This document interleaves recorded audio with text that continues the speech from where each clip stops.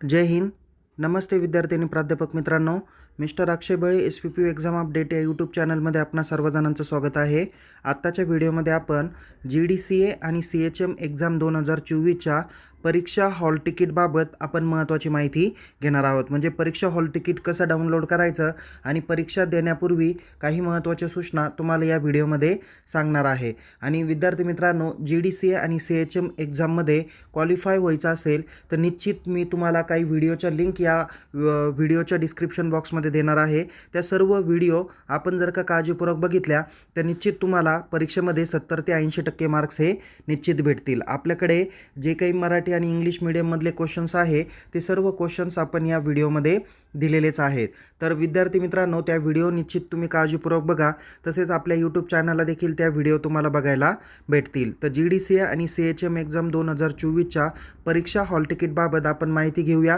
हे hall ticket कसं download करावं आणि परीक्षार्थींना काय काय महत्त्वाच्या सूचना दिलेल्या आहेत ते आपण या व्हिडिओमध्ये बघणार आहोत. त्यामुळे हा व्हिडिओ शेवटपर्यंत नक्की बघा.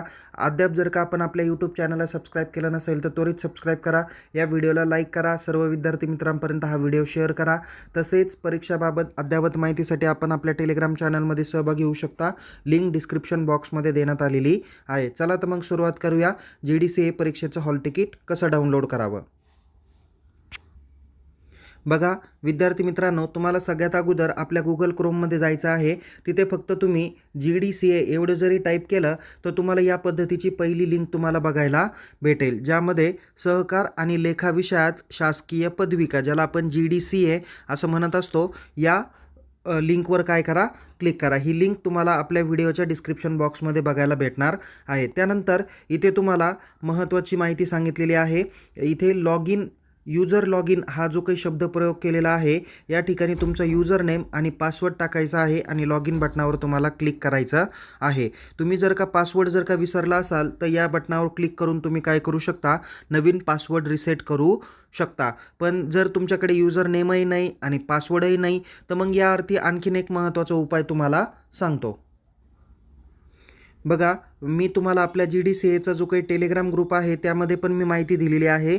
ज्यांना GDCA परीक्षेचं हॉल तिकीट डाउनलोड करण्यामध्ये प्रॉब्लेम येत असेल, अडचणी येत असेल, त्या विद्यार्थ्यांनी drcsgdca@gmail.com या मेलवर काय करायचं आहे, मेल करायचा आहे. आणि काही संपर्क नंबर पण मी या व्हिडिओच्या शेवटी तुम्हाला सांगणार आहे.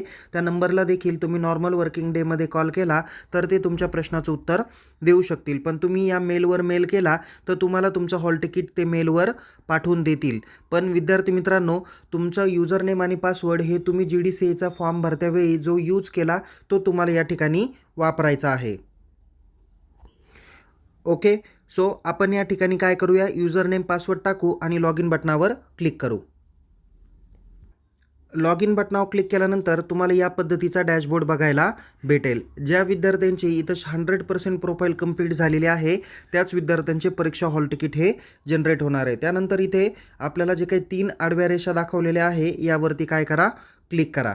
यावरती क्लिक केल्यानंतर इथे तुम्हाला माझे खाते या बटनावर क्लिक करायचं आहे. बघा, या ठिकाणी आपण लॉग इन बटनावर क्लिक केल्यानंतर या पद्धतीचा डॅशबोर्ड तुम्हाला बघायला भेटेल. इथे मुख्य मेनूवरती आपल्याला इथे एक टॅब दिसेल, युजर मॅन्युअल. सो या युजर मॅन्युअलवरती क्लिक करा. इथे युजर मॅन्युअल क्लिक केल्यानंतर इथे तुम्हाला खालती वेगवेगळे ऑप्शन बघायला भेटतील, जसे माय प्रोफाईल किंवा माझी प्रोफाईल, माझा अर्ज, हॉल तिकीट्स आणि रिझल्ट. त्यामध्ये तुम्ही हॉल तिकीट्स या बटनावर काय करा, क्लिक करा.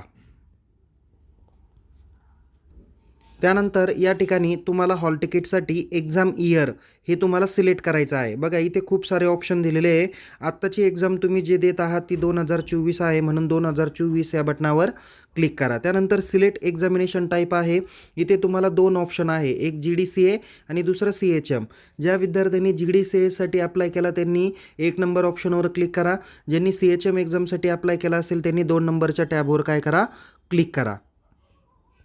तुम्हाला बघा, त्यानंतर इथे तुम्हाला डायरेक्ट मेसेज येईल. इथे नंबर 1, लोकेशन, इथं कॅन्डिडेट नेम आणि थोडंसं उजव्या बाजूला स्क्रोल करा. उजव्या बाजूला स्क्रोल केल्यावर तुम्हाला सीट नंबर आणि सेंटर नेमची माहिती भेटेल. तर उजव्या बाजूला क्लिक केल्यानंतर इथे तुम्हाला हॉल तिकीटमध्ये व्ह्यू या बटनावर क्लिक करायचं आहे आणि हॉल तिकीट डाउनलोड करून घ्यायचं आहे.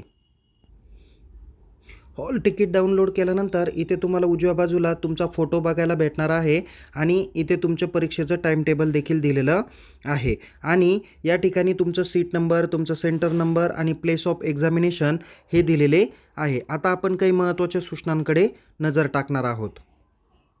विद्यार्थी मित्रांनो, इथे तुम्हाला काही महत्त्वाच्या 7 ते 8 सूचना दिलेल्या आहे. जवळजवळ 10 सूचना दिलेल्या आहे. त्या सूचना तुम्ही काळजीपूर्वक बघितल्या पाहिजेल. बघा, परीक्षार्थी विद्यार्थ्यांसाठी काही महत्त्वाच्या विशेष सूचना दिलेल्या आहे.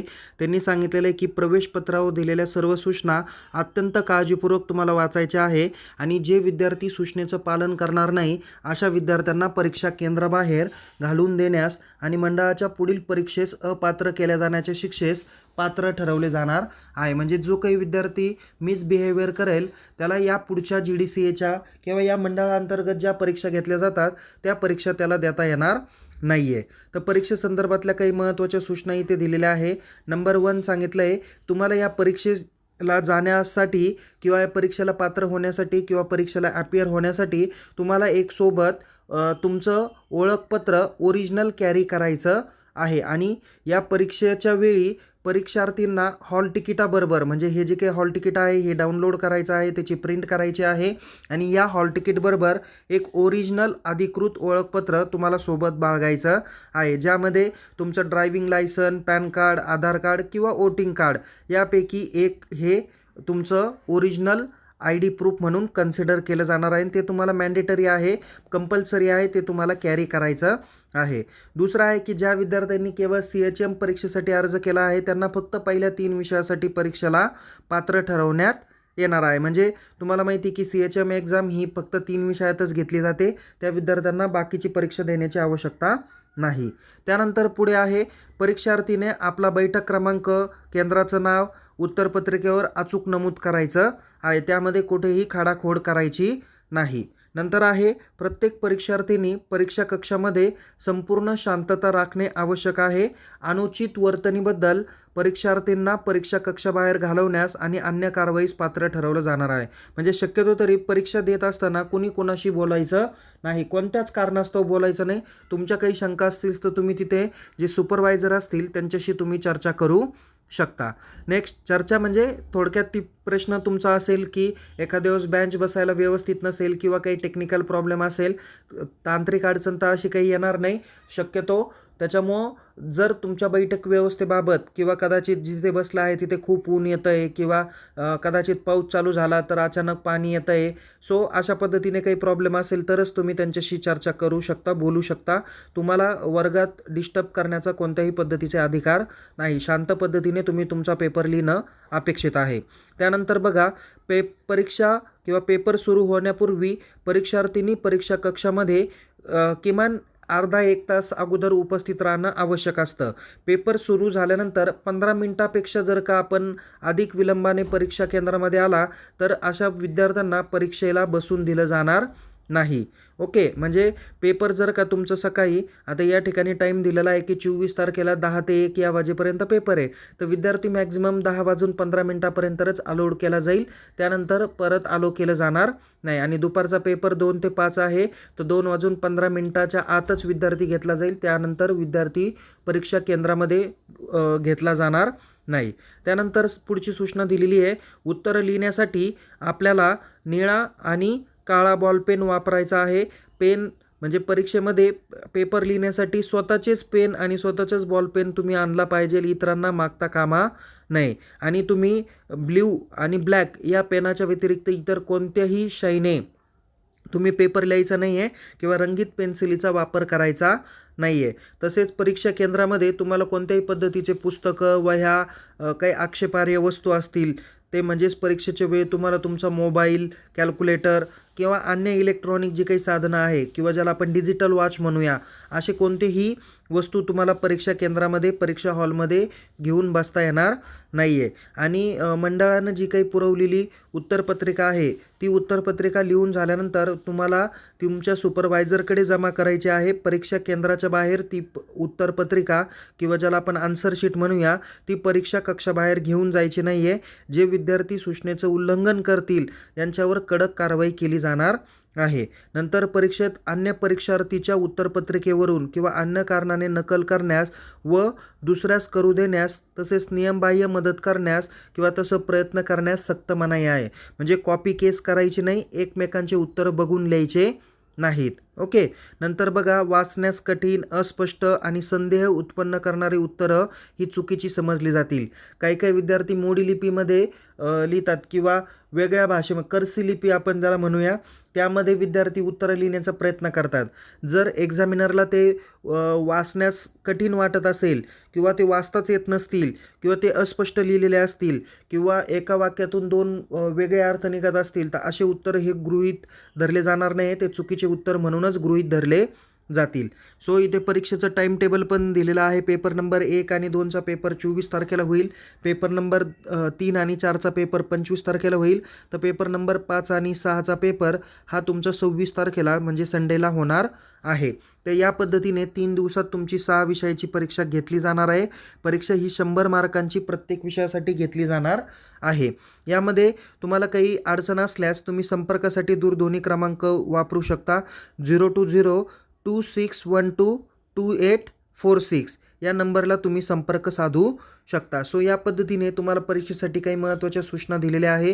तसेच बघा विद्यार्थी मित्रांनो, या ठिकाणी आपण तुम्हाला GDCAचा जो काही ग्रुप दिलेला आहे या ग्रुपमध्ये 6च्या 6 पेपरचे महत्त्वाचे व्हिडिओ तुम्हाला दिलेले आहे. हे सर्व व्हिडिओ काळजीपूर्वक बघा जेणेकरून तुम्हाला परीक्षेत जास्त मार्क्स हे भेटून जातील. काही शंका असल्यास डिस्क्रिप्शन बॉक्समध्ये तुम्ही मला विचारू शकता. आपल्या जर का व्हिडिओ बघितला तर निश्चित तुम्हाला 70 ते 80% जास्त मार्क्स हे निश्चित भेटतील. या व्हिडिओच्या लिंक पण तुम्हाला आपल्या टेलिग्राम चॅनलमध्ये तुम्हाला बघायला भेटणार आहे. त्यामुळं त्या व्हिडिओ देखील तुम्ही काळजीपूर्वक बघा. पुन्हा भेटूया एका नवीन विषयासह नवीन व्हिडिओसह. तोपर्यंत तुम्हाला GDCAच्या येणाऱ्या परीक्षेसाठी खूप खूप शुभेच्छा. All the best. Take care. जय हिंद. धन्यवाद.